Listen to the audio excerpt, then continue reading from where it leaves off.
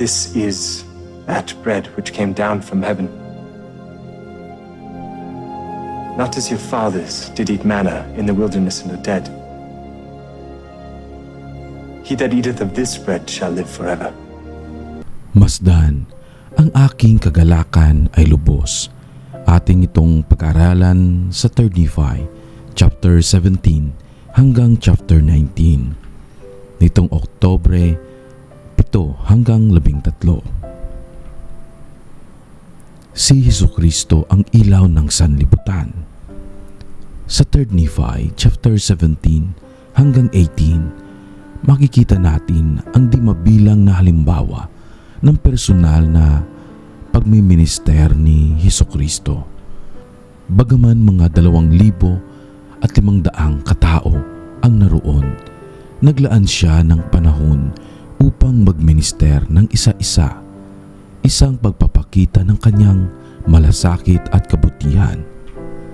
Sa 3 Nephi chapter 17, nang makita niya ang pananampalataya ng mga tao at ang kanilang pisikal at espiritual na mga pangangailangan, hinipo niya ang bawat isa sa kanila. Pinagaling ang mga may sakit at ibinigay ang kanyang oras at presensya. Ganito rin ang ginawa niya sa mga bata na kanyang pinagpala ng isa-isa. Ito ay isang makapangyarihang halimbawa ng kanyang habag at pagmamahal. Isa sa mga pangunahing katangian ng kanyang pagmiminister ay ang kanyang personal na atensyon sa bawat tao. Isang bagay na dapat din nating tularan sa ating sariling buhay. Sa 3 Nephi, chapter 18, verse 24 hanggang 25, hinikayat niya ang mga tao na maging ilaw sa kanilang kapwa. Ipakita ang kanyang halimbawa sa pamamagitan ng pagdadala ng liwanag at pag-ibig sa iba. Nagpakita siya ng kahalagahan ng pagsasama, pagtulong at pagsuporta sa mga nangangailangan, hindi lamang sa pisikal na aspeto, kundi lalo na sa espiritual. Sa ating panahon, ang halimbawa ng tagapagligtas ay nagtuturo sa atin na maging mapagmalasakit at mapagbigay ng oras sa kapwa. Tayo ay hinihikayat na magbigay ng personal na pansin sa mga tao sa ating paligid, katulad ng ginawa ni Kristo. Maaaring may mga nangangailangan ng ating pakikinig, dasal o simpleng presensya sa kanilang buhay. Sa Matthew chapter 25, verses 35 hanggang 36, ipinakita ni Hesukristo na ang anumang ginagawa natin para sa ating kapwa, pakainin ang nagugutom, damitan ang hubad, o alalayan ang may sakit, ay ginagawa rin natin para sa Kanya. Ang Kanyang pagmiminister ay hindi lamang pagtulong sa pisikal na pangangailangan, kundi pagtuturo rin ng mas mataas na batas. Isang batas ng pagmamahal at paglilingkod.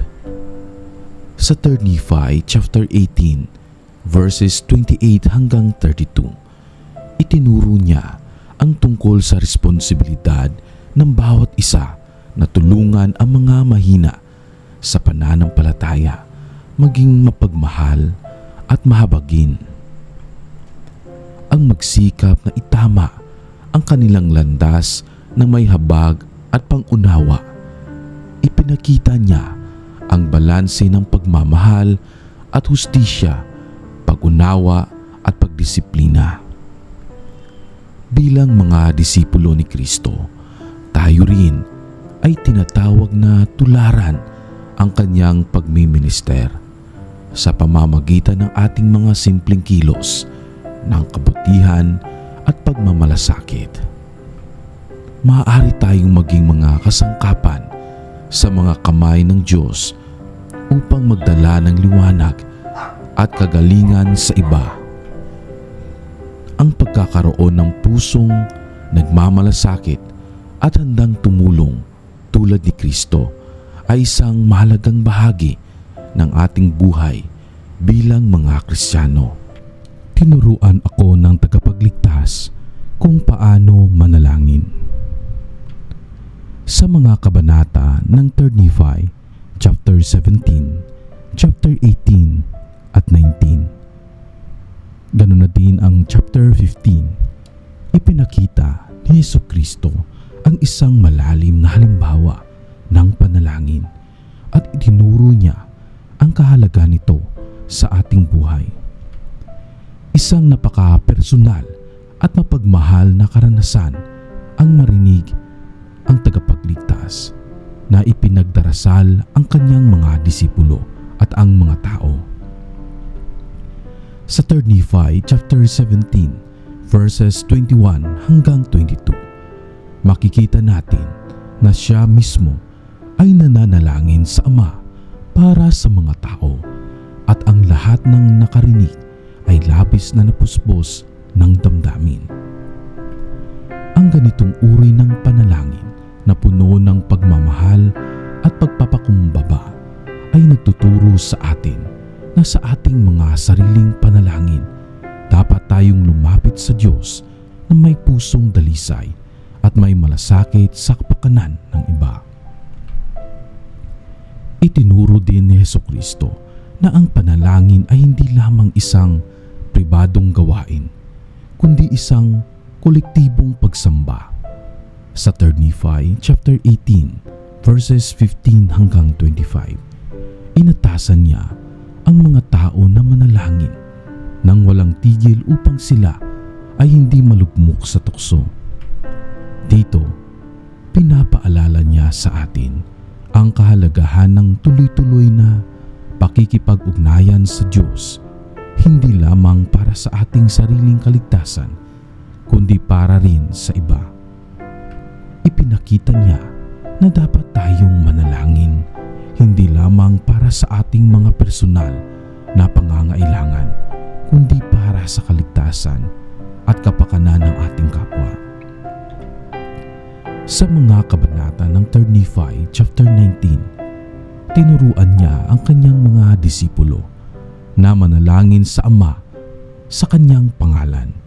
Nagpapakita ng tamang proseso ng panalangin na lumapit sa Diyos Ama sa pamamagitan ni Jesucristo.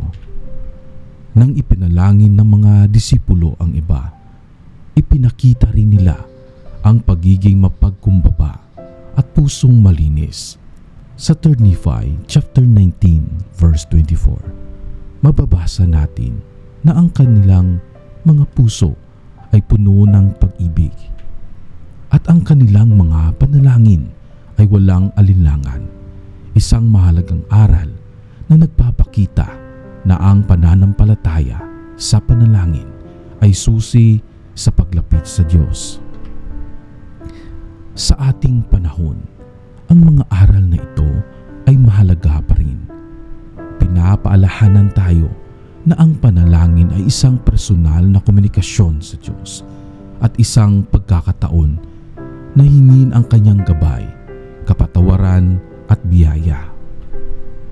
Ang panalangin ayon sa sinasabi ng mga talata ay dapat maging tuloy-tuloy at puno ng pananampalataya, tulad ng binanggit sa doktrina at mga tipan, chapter 10 verse 5. Manalangin ng palagi upang maligtas ka.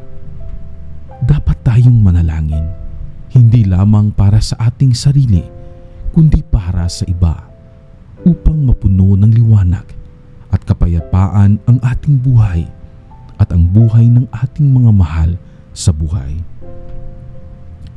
Ang panalangin, gaya ng itinuro ni Jesucristo, ay isang paraan upang mapalapit tayo sa Diyos at makuha ang kanyang patnubay. Sa ating araw-araw na buhay, maaaring mapabuti ang ating espiritual na kalagayan kung tayo ay magdarasal ng may pananampalataya at malasakit para sa iba. tayo ay hinihikayat na gamitin ang panalangin bilang sandigan ng ating relasyon sa Diyos at bilang isang kaparaanan upang matamo ang kanyang mga pagpapala at gabay sa ating buhay. Maaari akong mapuspos ng Espiritu habang tumatanggap ako ng sakramento. Ang mga talata sa 3 Nephi chapter 18 verse 1 hanggang 12 ay nagbibigay diin sa kahalagahan ng sakramento bilang isang paraan upang tayo ay mapuspos ng Espiritu ng Diyos. Ipinakita ni Jesucristo ang kahalagahan ng sakramento sa kanyang mga disipulo sa pamamagitan ng pagpapakain sa kanila ng tinapay at pagbibigay sa kanila ng inumin na kumakatawan sa kanyang katawan at dugo.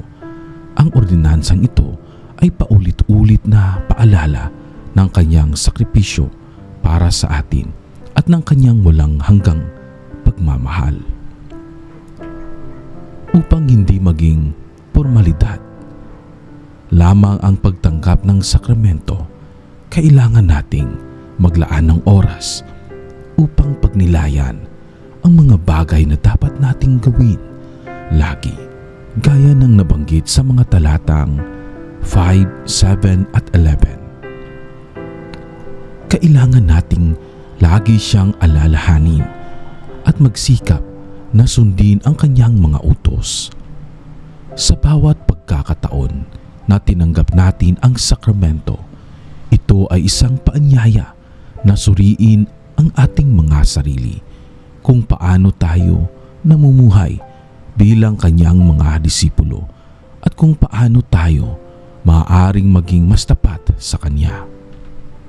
Sa Mateo chapter 26 verses 26 hanggang 28, makikita natin kung paano itinatag ni Jesucristo ang sakramento sa huling panahon at ipinakita niya na ito ay isang banal na ordinansa na naglalapit sa atin sa kanyang sakripisyo. Ang parehong mensahe ay ipinakita sa 3 Nephi chapter 20 verses 1 hanggang 9, kung saan ipinapakita ni Kristo ang kahalagahan ng sakramento bilang paraan ng pagpapahayag ng pananampalataya at pagsunod sa Kanya. Sa ating panahon, ang pagtanggap ng sakramento ay isang pagkakataon na magbalik loob at magpakumbaba upang alalahanin ang mga ginawa ni Kristo para sa atin at magbigay ng pasasalamat sa kanyang sakripisyo. Ayon sa mensahe ni Pangulong Henry B. Eyring, kailangan nating alalahanin ang tatlong bagay tuwing tayo ay makikibahagi sa sakramento. Alalahanin ang kanyang sakripisyo, pahalagahan ang kanyang kabutihan sa ating buhay, at magpanibago ng pangako na sundin siya sa lahat ng pagkakataon. Ang sakramento ay hindi lamang isang simpleng ritual. Ito ay isang paraan upang mapanatili ang Espiritu sa ating buhay. Ang sakripisyo ni Jesucristo ay nagbibigay sa atin ng patuloy na pag-asa at kaligtasan. Sa araw-araw, dapat nating itanong sa ating sarili, paano ko mas pinapahalagahan ang kanyang sakripisyo sa aking mga gawa at desisyon? Sa pamamagitan ng sakramento, tayo ay patuloy na binibigyan ng pagkakataon na lumapit kay Kristo, magpalakas ang ating pananampalataya at patuloy na magpalakas ng ating pananampalataya at patuloy na magpursige na maging kanyang tunay na disipulo.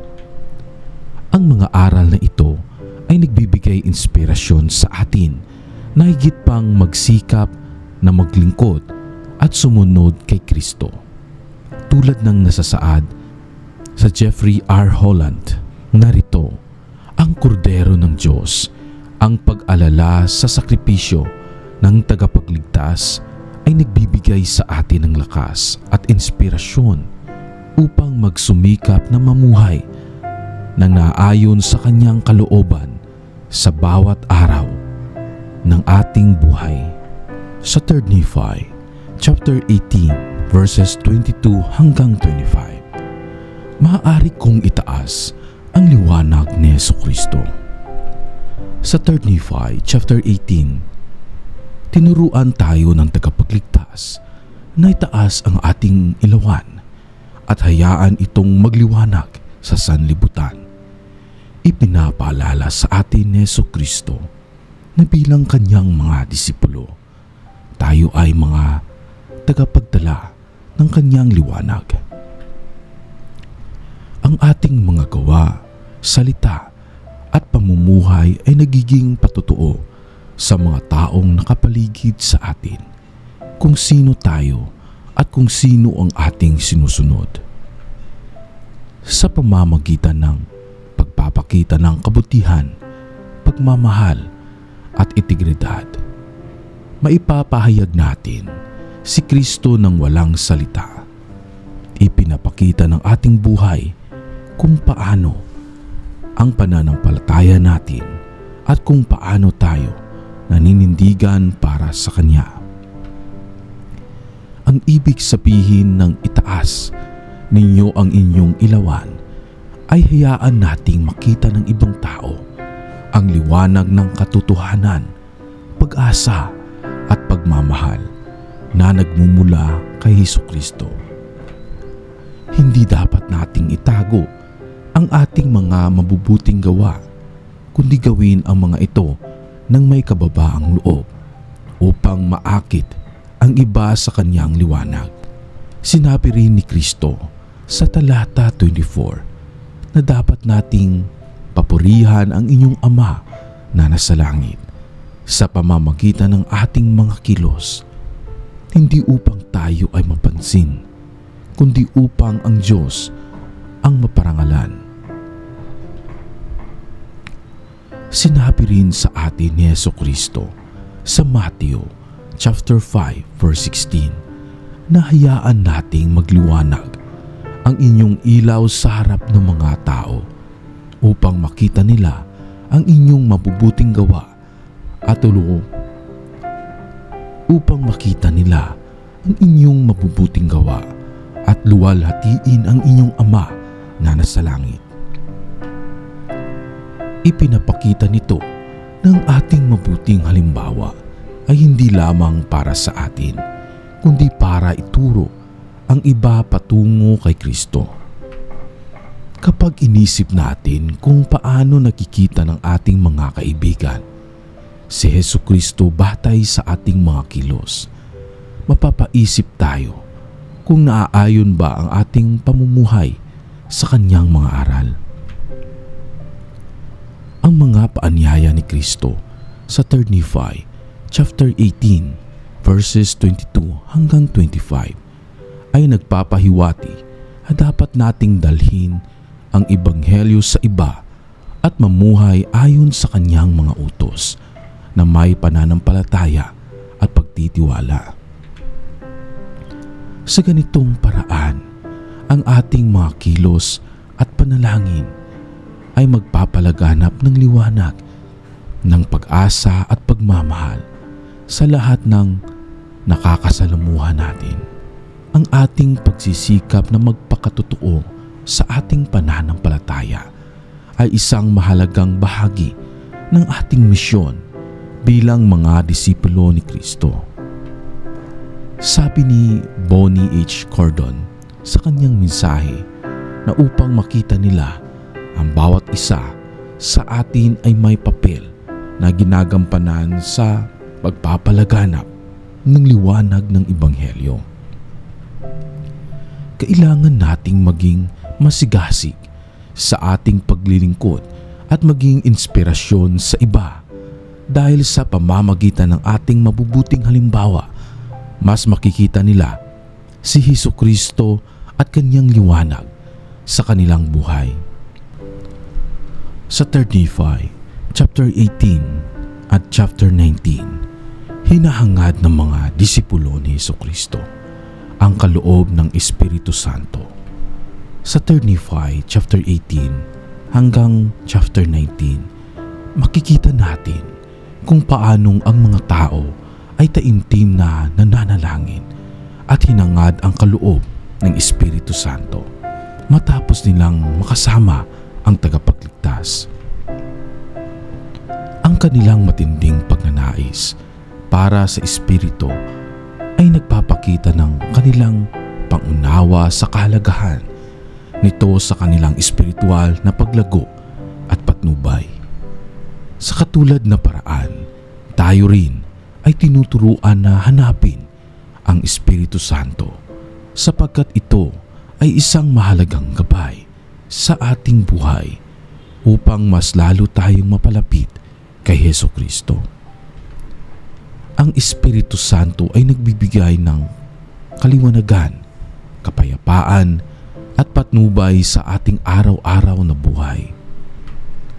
Tulad ng sinabi sa 1 chapter 14 verse 26, ipinangako ni Jesucristo na ang Espiritu Santo ay magiging ating mang-aaliw at magtuturo sa atin ng lahat ng bagay.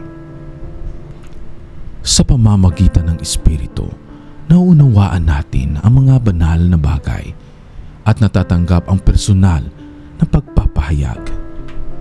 Sa Galatia chapter 5 verses 22 hanggang 23, inilalarawan ang mga bunga ng Espiritu na nagbibigay ng kapayapaan, kagalakan at pagmamahal, mga biyayang ating nais maranasan at ipakita sa ating buhay.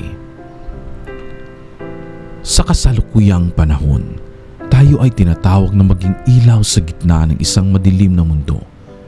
Ang mga prinsipyo ng Ebanghelyo na itinuro sa atin ni Jesucristo ay gabay sa atin upang magdala ng kapayapaan, pag-ibig, pagkakaunawaan sa iba. Tayo bilang mga disipulo ni Jesucristo ay dapat magkaroon ng malalim na pagnanasa para sa Espiritu dahil ito ang magbibigay sa atin ng patnubay sa paggawa ng tamang desisyon at nagbibigay ng kapangyarihan upang magpagtagumpayan ang mga tukso at pagsubok. Ang mga tao sa 3 Nephi chapter 19 verse 9 ay taimtim na nananalangin para sa Espiritu Santo dahil batid nila na ito ang magdadala sa kanila sa kaganapan ng kanilang pananampalataya at kaligtasan. Sa ating panahon, ang pagkakaroon ng patnubay ng Espiritu Santo ay masigit na kailangan, lalo na sa gitna ng mga hamon at kaguluhan sa mundo. Sa pamamagitan ng masigasig na pagnanais na madama ang Espiritu sa ating buhay, maipapakita natin ang ating pananampalataya. Maipapakita natin ang ating pananampalataya at kahandaan na sundin ang mga utos ng Diyos. Ayon sa Doktrina at Mga Tipan, chapter 11, verses 12 hanggang 14, pinapatnubayan tayo ng Espiritu patungo sa paggawa ng mabuti at nagbibigay ito ng kaalaman at karunungan upang makilala ang kalooban ng Diyos. Ang ating patuloy na paghangad para sa Kanyang patnubay ay magdadala sa atin ng kapayapaan at kaligayahan na mula lamang sa Diyos at tumutulong sa atin na mas makilala ang Kanyang kalooban sa ating buhay.